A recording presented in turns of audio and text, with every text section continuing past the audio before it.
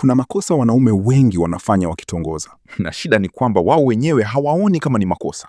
Yeye anadhani anajitahidi kumvutia msichana, lakini upande wa pili, msichana anaona desperation, pressure au hata utoto, na mwisho wake anaishia kuaibika, kupuuzwa au kuwekwa friendzone. Leo nitakuonyesha mambo ambayo hupaswi kufanya ukitongoza kama hutaki kujiharibia mwenyewe. Kaa mpaka mwisho, maana baadhi ya makosa haya yanafanywa na 1% kubwa ya wanaume bila kujua.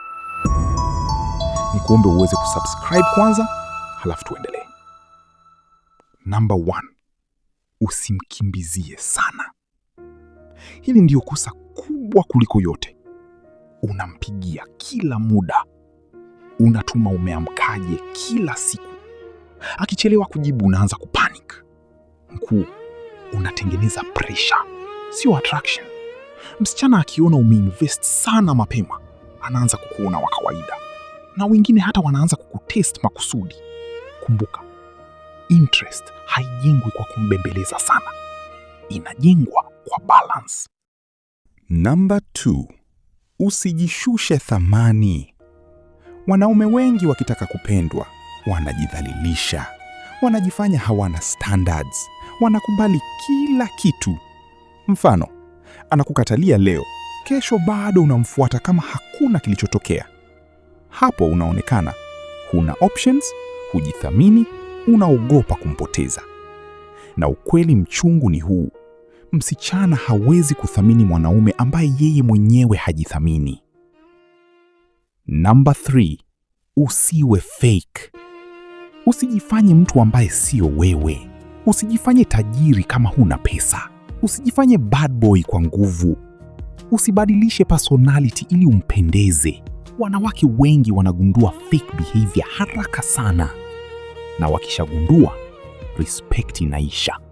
Confidence ya kweli ni huyu ndio mimi. Ukijikubali wewe mwenyewe, watu wengine watakukubali pia. Number 4. Usiongee sana. Wanaume wengi wanaharibu hapa. Unakuta story ndefu sana. Unamuelezea maisha yako yote siku ya kwanza. Unataka conversation iende masaa 5. Mkuu, mystery nayo ni mvuto. Ukiongea sana, unaonekana desperate, unaondoa curiosity, unapunguza challenge. Wakati mwingine, ukimwacha afikirie kidogo kuhusu wewe, ndio anaanza kuvutiwa zaidi. Number 5. Usimuoneshe wewe ni mtu wa kumtegemea kihisia haraka. Hii ni dangerous sana. Usianze kumwambia huwezi kuishi bila yeye, kumfanya yeye ndio furaha yako yote, kumuonesha unaumia sana mapema. Hapo unatengeneza emotional burden.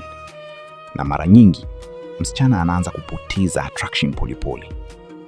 Mwanaume mwenye mvuto ana maisha yake, ana mission yake, ana control ya emotions zake. Number 6. Usikose confidence. Unaweza usiwe na pesa nyingi, usiwe maarufu, lakini ukawa na confidence, bado ukawa mbele. Confidence ni kuongea bila kuogopa, kukubali rejection, kutokuwa desperate, kujithamini. Na hii ndio kitu wanawake wengi wanakiona kwanza kabla hata ya sura. Kwa kifupi mkuu, ukianza kujishusha, kulazimisha, kuwa desperate, kuwa fake, utajiharibia mwenyewe. Lakini ukijithamini, ukawa calm na ukaonyesha confidence, bro, attraction inaanza naturally. Kama umejifunza kitu kwenye video hii, gonga like, subscribe na share kwa jamaa yako anayeharibu game bila kujua kama hajui. Na comment hapo chini. Mimi ni Mbagaye Idi. Tukutane video inayofuata. Puh!